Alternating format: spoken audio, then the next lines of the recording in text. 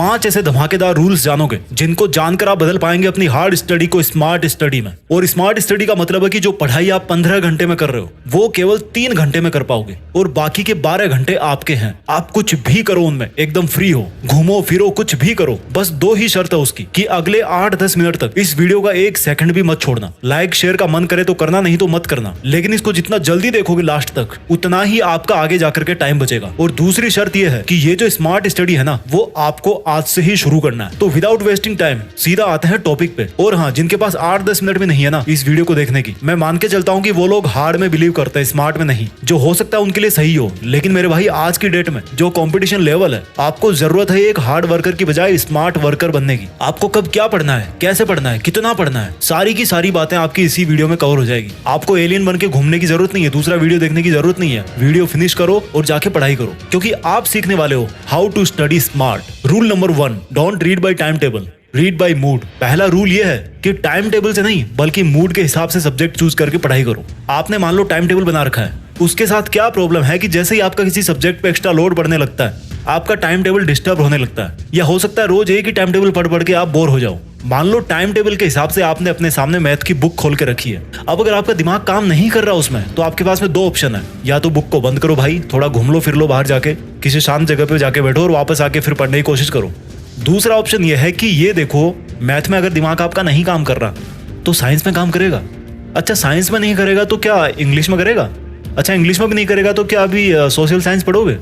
कहने का मतलब है कि टाइम टेबल से ज्यादा आपका मूड मायने रखता है। आपको अपनी सेल्फ अंडरस्टैंडिंग होनी चाहिए, क्योंकि हर टाइम हर सब्जेक्ट को पढ़ने का मन नहीं करता यार। अच्छा, बट इसका मतलब ये नहीं है कि आप फिर उस मुश्किल सब्जेक्ट को कभी पढ़ो ही ना। उसको कैसे पढ़ना है वो इस वीडियो के लास्ट तक आपको मैं बता दूंगा। स्मार्ट स्टडी करने का रूल नंबर 2, मैंने फर्स्ट रूल में बताया कि मूड के हिसाब से पढ़ना ज्यादा आउटपुट देता है बजाय टाइम टेबल के। इस रूल नंबर 2 में आपको मैं बताऊंगा कि कितना पढ़ें और कैसे पढ़ें। अब देखो, मान लो आपने लगातार 10 घंटे पढ़ाई कर ली, जैसा कि हम सब लोग करते हैं। एक बार किताब लेके बैठ गए तो 2 घंटे, 3 घंटे, 5 घंटे सोचते हैं कि यार हम पढ़ाई कर रहे हैं, खूब कर रहे हैं, 10 घंटे पढ़ लिए, 15 घंटे पढ़ लिए।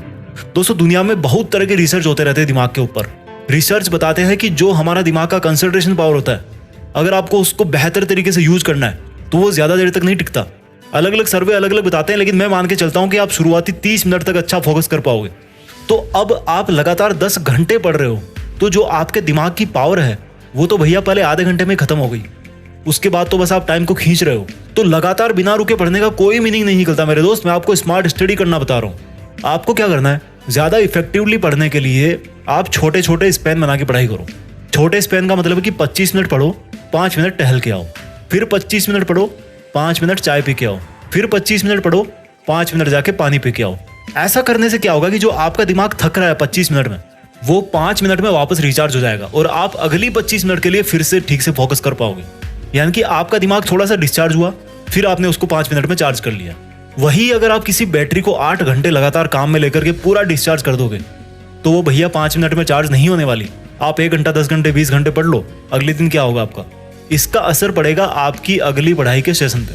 लेकिन अगर आपने 25-5 के रूल के हिसाब से 8 घंटे पढ़ाई की तो हर 1 घंटे में आपको 10 मिनट का रेस्ट मिल गया, 10 मिनट आप रिचार्ज हो गए। तो 8 घंटे में आपको 1 घंटे 20 मिनट का रेस्ट मिल गया, आपके दिमाग को रेस्ट मिल गया, या कह लो कि वो वापस साथ में चार्ज होता जा रहा है। 25-5 के बाद में आते हैं स्मार्ट स्टडी रूल नंबर 3 पे। अब आपने क्या किया, 25-5 के हिसाब से पढ़ाई करना चालू कर दी। अब आपके दिन का जो लास्ट वाला 25 मिनट का स्पैन है ना, उसमें आपको पढ़ना नहीं है, आपको 2 काम करने हैं और उन दोनों कामों में आपको बहुत ज्यादा मजा आने वाला है। पहला काम तो ये कि आज आपने जो पढ़ाई करी है तो उसका टारगेट पूरा हुआ कि नहीं हुआ, और उसी बेस पे आपको कल क्या पढ़ना है, कितना पढ़ना है, कल का जो स्टडी प्लान है वो आज ही बना लेना है कि कल मुझे इतने चैप्टर कवर करने हैं, या फिर मेरा कोई दूसरा काम है। जैसे मान लो आपको मार्केट जाना है, तो आपको कोशिश ये करनी है कि आपका जो पढ़ाई का प्लान है वो मार्केट जाने से पहले ही कंप्लीट हो जाना चाहिए। या कह लो कि शाम तक या दोपहर तक आप अपना टारगेट पूरा करो और उसके बाद में दोपहर बाद या शाम को जाकर के मार्केट में काम करो, अगर बाद में कर सकते हो तो। क्योंकि मार्केट में तो इतना दिमाग लगाने की जरूरत है नहीं यार आपको। तो दिन के लास्ट के जो 25 मिनट वाले स्पैन में पहला काम तो आपको ये करना है कि आज की जो प्रोग्रेस हुई है उसके हिसाब से कल का प्लान एडवांस में बना लो, ताकि आपको सुबह उठते ही पढ़ाई पे लग जाना है, एलियन की तरह इधर उधर नहीं घूमना। दूसरा काम आपको क्या करना है, लास्ट के 25 मिनट वाले स्पैन में अपने आप को इनाम दो। अबे इनाम कैसे दोगे यार अपने को?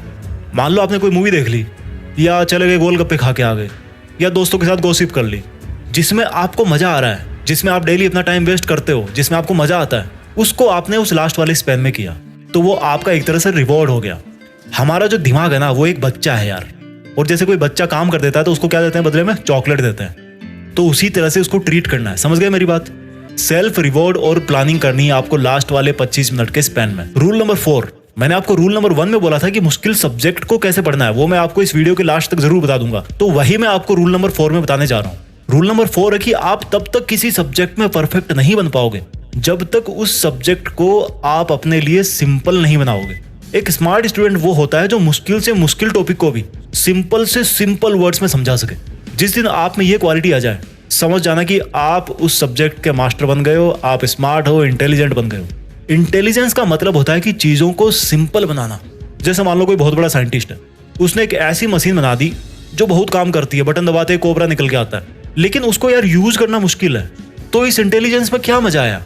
अब वही साइंटिस्ट अगर उस हाईली कॉम्प्लिकेटेड मशीन को यूज करना बहुत आसान कर दे कि भाई कोई भी बंदा आएगा 5 मिनट में उसको सीख जाएगा, बटन दबाते डायनासोर निकाल लेगा वहां से, तो इसको बोलेंगे the real intelligence with real smartness. अब भैया पढ़ाई को कैसे आसान बनाए ताकि हम स्मार्ट और इंटेलिजेंट बन सके? तो देखो, टॉपिक्स को सिंपल बनाने के लिए आपको फैक्ट्स और कंसेप्ट समझनी पड़ेगी। अब फैक्ट क्या होता है, कंसेप्ट क्या होती है? साल्ट में सोडियम और क्लोरीन होता है, ये है एक फैक्ट। और वो बनता कैसे है, वो हो गई उसकी कंसेप्ट। तो आपको फैक्ट से ज्यादा कंसेप्ट पे ध्यान देना है। अगर आप कंसेप्ट समझ लोगे तो उससे रिलेटेड जितने भी फैक्ट्स हैं वो सब के सब आपको याद हो जाएंगे और हमेशा के लिए याद हो जाएंगे। अब भैया कंसेप्ट को कैसे समझे? देखो, कंसेप्ट समझने के लिए डायग्राम समझना बहुत जरूरी है। अगर आप फिजिक्स पढ़ रहे हो, केमिस्ट्री पढ़ रहे हो, मैथ पढ़ रहे हो, तो आपको डायग्राम अच्छी तरह से समझ में आने चाहिए। और अगर डायग्राम नहीं भी है आपकी कंसेप्ट में, तो खुद आपको अपने दिमाग में पिक्चर बनाना है। जिन लोगों ने चीजों को याद रखने के वर्ल्ड रिकॉर्ड बना रखे हैं, वो एक बात कॉमनली बोलते हैं कि जो भी आप पढ़ रहे हो, जो भी आप याद रखना चाहते हो, उसको याद करना है अगर लॉन्ग टाइम तक जल्दी से, तो उसकी अपने दिमाग में एक पिक्चर बनाना सीखो। क्योंकि शब्दों को भूलना आसान है पर तस्वीरों को नहीं। स्मार्ट स्टडी करने का रूल नंबर 5 है कि आप यार किचन में क्या करते हो? खाना बनाते हो ना? बाथरूम में क्या करते हो? नहाते हो। बेडरूम किस लिए बना है? सोने के लिए। पढ़ाई किचन में कर सकते हो, बाथरूम में कर सकते हो, तो बेडरूम में क्यों? बिस्तर पे लेट के क्यों? पढ़ाई अलग काम है, उसको भी अलग जगह चाहिए। जिस तरह आप बाथरूम में बैठ करके खाना नहीं खा सकते, किचन में बैठ करके सो नहीं सकते, तो बेड में घुस करके पढ़ाई कैसे करोगे यार? भाई पढ़ने की भी एक अलग जगह होती है, तभी वो अंदर से वो वाली फीलिंग आती है कि यार मैं पढ़ रहा हूँ। जिस तरह से किचन में जाते ही खाने का मन करता है, टॉयलेट में जाते ही फ्रेश होने का मन करता है, उसी तरह से स्टडी प्लेस पर जाते ही आपका पढ़ने का मन करेगा। अरे भैया लगाओ एक टेबल कुर्सी कहीं थोड़ा बेड से हटके, और वहां से अपने पूरे मनोरंजन की जो रंग बिरंगी सामग्री है उनको थोड़ा साइड में करो। आपका दिमाग आपको बोले कि वाह सर आज तो मजा आ गया, क्या पढ़ाई हुई है आज, तो एकदम फोकस करने वाली जगह मिल गई, एकदम धांसू जगह है, कोई डिस्ट्रैक्शन नहीं था वहां पे। इसका फर्क पड़ता है मेरे भाई। आप बेड में घुस करके पता नहीं मुझे क्या करते हो। बेड किसके लिए बना है? इसलिए भाई पढ़ना मतलब एक अलग काम, अलग एनवायरनमेंट और एक अलग प्लेस। मैं जल्दी से आपके लिए रिवाइज कर देता हूँ 5 रूल्स जो आपको करवाएंगे smart study. Rule number 1, don't read by timetable, read by mood, ताकि आपका जो पढ़ाई में मन है ना वो लगा रहे। रूल नंबर 2, 25-5, 25-5, 25-5, 25 मिनट पढ़ाई, 5 मिनट मस्ती, 25 मिनट पढ़ाई, 5 मिनट खाना पानी, 25 मिनट पढ़ाई, 5 मिनट कुछ भी करो यार।